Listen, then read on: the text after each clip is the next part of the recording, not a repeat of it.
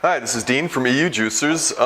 As you can see today, we've got a little Hurom video going for you today, and the purpose of today's video is not only to present to you the absolute latest version of the Hurom slow juicer, but we want to take the opportunity to go through a couple things with questions that we're constantly confronted with customers, and that would be to explain the differences between the models to date. Yeah, and in order to do this, we would need to start here with these two juicers, the HU-100 up until the HU-300. Okay, so let's do that. This here being the HU-100 and this here being the HU-300, a lot of people make this common mistake and believe or automatically assume that the 300 is the later improved newer version of, for example, the HU-200 or the HU-100. That's not the case. The case of the matter is that the 300, the 200, and the 100 are absolutely identical except for the housing and the appearance of the juicer. When it comes to juice quality, juice yield, ease of cleaning, the juice consistency, the counter space actually needed, it's one-to-one identical. There are absolutely no differences whatsoever. The inside of the machine, identical. The motor is identical. Everything is the same. Okay? So then when we come over here to these two, the HU-400 being the latest model until this one, which has just arrived, which we were under the impression or assumption that it would automatically be called the HU-500. But it's not. In fact, it's called the HE-DBE04, where the E represents the European version.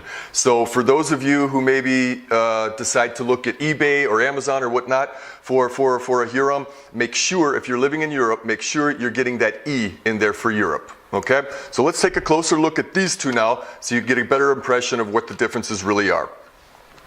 So now taking a closer look at both of these models, the on my right here being, of course, the latest model.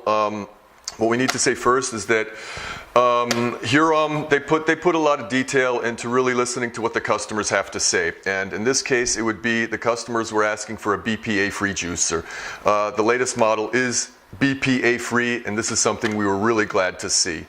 When it comes to the other details, first of all, you'll see here, you've got the dust collector, which it's called. So when you've got the juicer stored, no unpleasant surprises that maybe something should fall into the filling chute and then turn it on, and don't want that to happen, of course. Moving down, you've got the juice flap. We'll go into detail with that in just a few minutes as we're juicing. Looking over here, you can also see that we've got the vented motor housing. Moving down even further, they've integrated the handles. So here, when you're moving it, you just need to lift it up like this. And lastly, when we open the juicer, and we'll take a closer look at this in a second, they've actually relocated the toothed wheel, which is responsible for turning the wiping blade frame here, and we'll show you the advantages for that in just a moment. And now we'll go ahead and do some juicing so you can see exactly what the results are there. All right, I got Stan here with me now. Say hi, Stan. Hi. Stan's going to be helping us out juicing some carrots, and the reason why we're doing the carrots right now is we really want to show you what the difference is with the toothed wheel being now in back of the juicer compared to the toothed wheel being in front of the juicer, as it is the case with all previous models. So let's go ahead and get started with that now.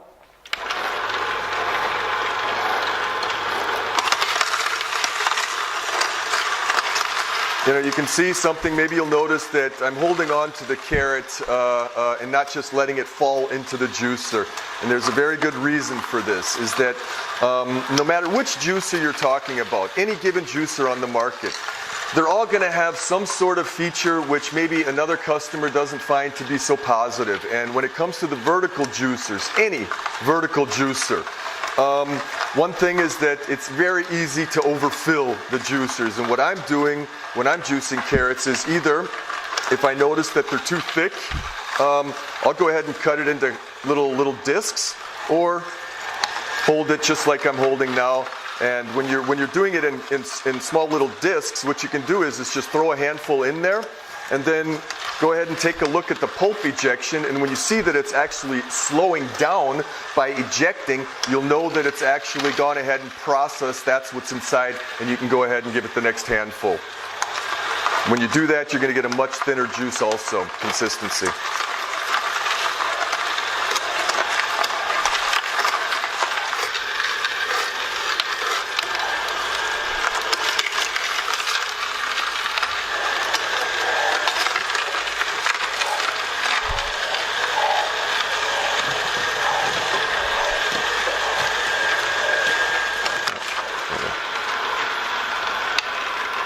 Alrighty, so just finishing up with that now.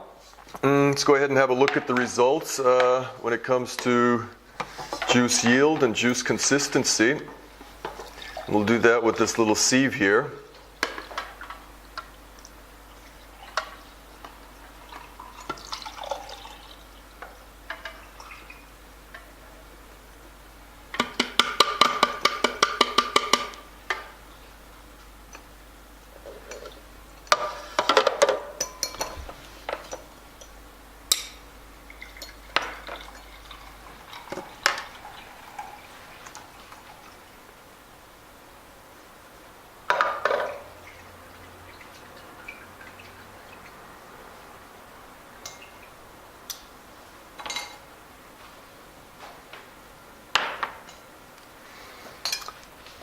Okay, so taking a closer look at the results, I think when it comes to juice yield, it's right there at the same. I mean, there's nothing which can really be mentioned about that at all.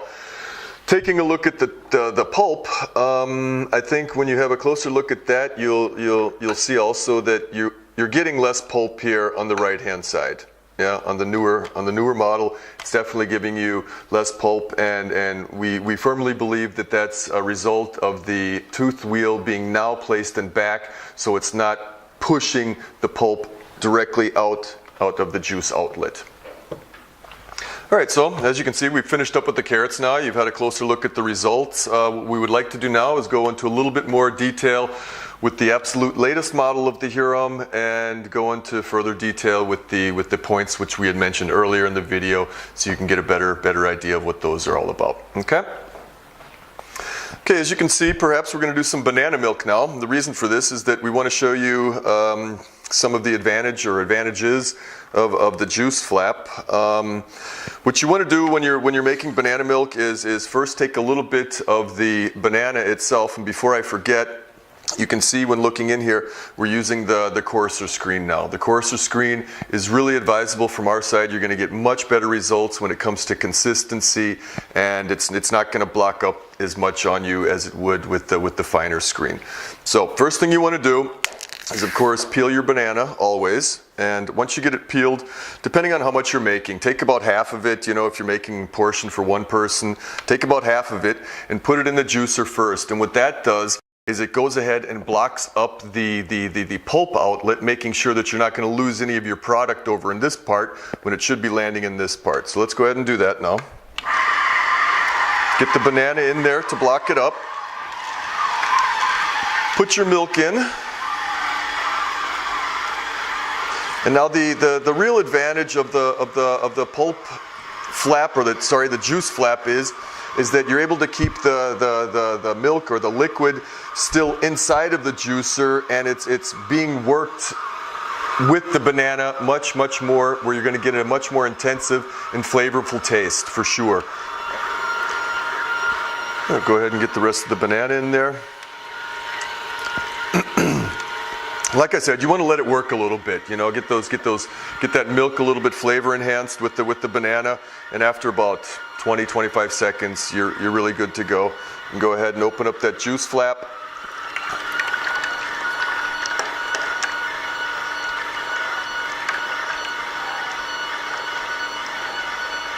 Let it run for a couple seconds as well, so you can get the rest of the banana that's still inside of there. And then you're ready to enjoy.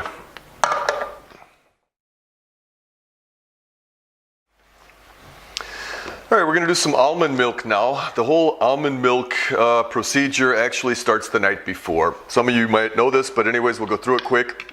What you want to do is soak your almonds the night before. Good rule of thumb would be 8 hours, and with the ratio is concerned, 3 to 1. 3 parts water, 1 part nuts. It's as simple as that. Then go ahead and just take it, and we take our ladle, scoop it right in with the water.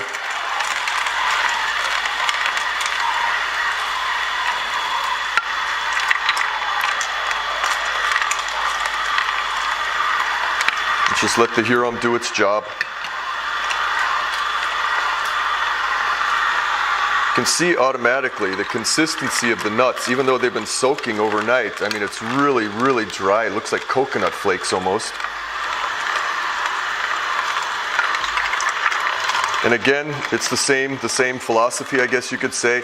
Leaving the juice flap closed during juicing, what you're going to do is really enhance and enrich the flavor of the almond milk totally.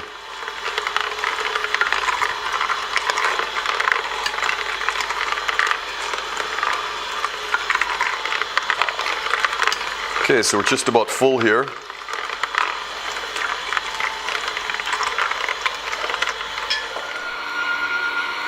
Okay, for those of you, we're finishing up now. For those of you that may have noticed, we have changed sieves. We went back to the finer sieve, and the reason for this is because when juicing such things or when creating such things as almond milk, you're going to get better results with the finer sieve. So that's the reason for that. Let's go ahead and get this out into the juice container.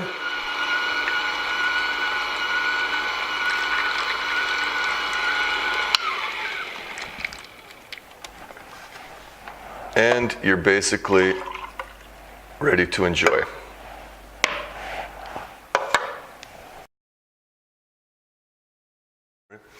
So another nice feature of the juice flap, which we want to not only mention but show you also, is that when it comes to the self-cleaning on the Hurom, there will be instances perhaps where nobody really wants to go ahead and juice and then have to clean the juicer 2 times a day, and you might have a situation where, for example, somebody wants to drink some almond milk right now, and right after that you want to make a totally different juice. What you would want to do is just go ahead and do the following. Keep the juice flap closed, turn the machine on. Mind you, right after you finish making, for example in this case, the almond milk, go ahead, pour about 1 liter or until you get about full up to here. Keep an eye on that. Let it run for a couple seconds. What that's going to do is loosen up all of the stuff which is still inside of the machine, free it up, and then after that's been running for a couple seconds, just go ahead and open it up. You can even go as far as to put a little bit more in there. You'll see that the water gets clearer and clearer and clearer every time. And then once that's done, you can go ahead, turn it off, and move right over to your next juicing, which you're going to be doing without actually having to take the juicer apart and cleaning it 100% again. Okay? All right, so moving right along, without actually taking it apart, disassembling and cleaning, we're going to continue right where we left off with the almond milk. Now we've got some soya and pineapples going. What we want to do is make sure that you're informed that, first of all, as with the almonds, you need to soak the soya beans overnight, 8 hours. Additionally to that, you're going to need to boil the soya beans. This is necessary, and once you've had that done, you can go ahead and juice it without the water like we did with the almonds. You don't need that then anymore if you're juicing it with something else especially. So let's go ahead and get started. We're going to leave the juice flap closed again. It's just something I kind of fell into. When I'm using the 500 and I'm juicing more than one thing, I'll keep it closed. I've just noticed that the flavor's enhanced for me when it's all better mixed up inside. So let's get started. Again, we're still using the finer screen. Just a choice, I guess. Everybody can decide that yourself if you want the finer screen or the coarser screen. Just a matter of taste, really.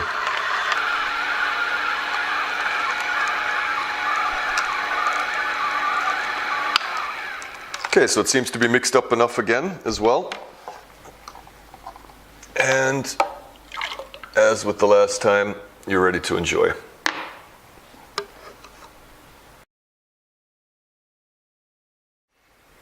Okay, what we want to do for you now is juice some things that are really commonly juiced. You know, apples, oranges, a little bit of pineapple, and some kiwi, just so you're able to get a really good impression of what the Hurom, the newer model, is able to do when it comes to those things. We're going to keep the juice flap closed again. Start off with the oranges.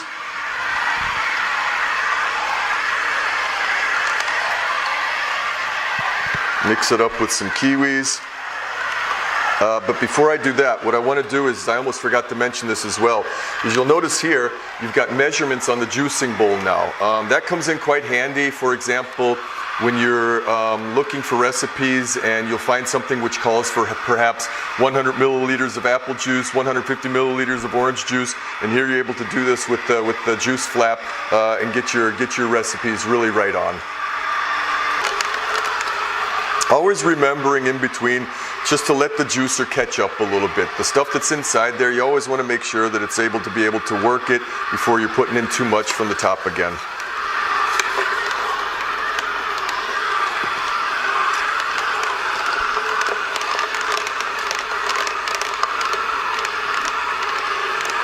So one last quick releasage of the juice flap.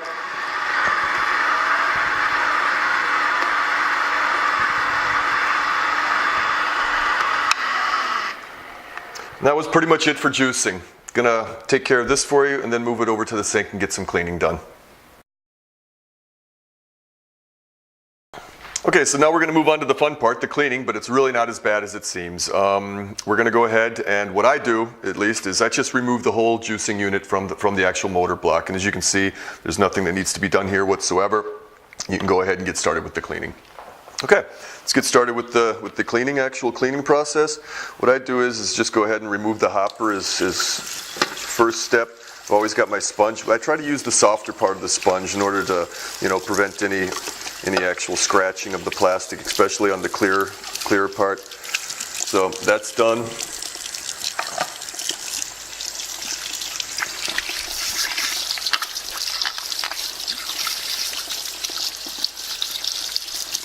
That's done. Over to the wiping blades. You can, if you want, every once in a while, you can take out the wiping blades, and if you do, make sure that you put them back in there properly. The bigger side up and the smaller part down.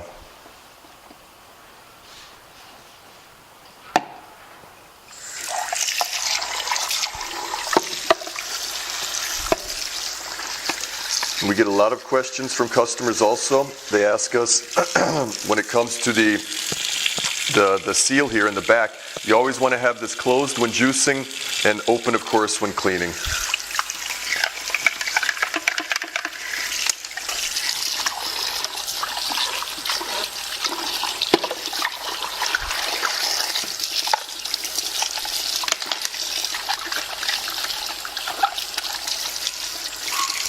That's done. And then the last part is, of course, the sieve. And here's where you're going to spend most of the time doing the actual cleaning. And that's where you really need the brush. You see it's got two metal rings. The first ring here is basically the first stage, which is juicing. And you don't need as much time juicing this ring, cleaning this ring as you do with this one. But you'll see that once you get it really at home.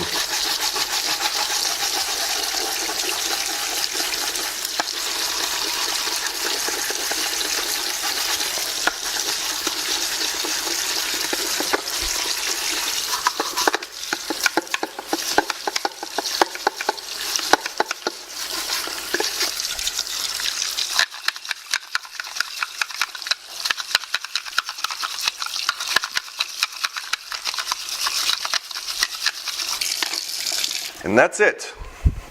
Cleaning is done. All right, so wrapping things up, one last thing from my side is the sieve. Always take good care of your sieve. And one good rule of thumb is every time you used it, every 3-4 times, something like that, just go ahead and hold it up to the light or a window. Make sure that the holes aren't blocking on you, especially if you've maybe not cleaned it properly. What also happens sometimes is that you'll get some mineral deposits in there. That happens for sure. And you got to make sure that doesn't really get too far advanced, because once the sieve actually does start blocking on you, what happens is that you'll get a lot more pressure built up inside of the sieve, and that could really lead to problems in the long run, because once you get that pressure built up in there, it's not something which the sieve is really developed for. So that's it from my side, okay? As you can see, I'm running out of time here. I gotta go. Take care, keep juicing. We'll see you next time. Tune in. Bye-bye.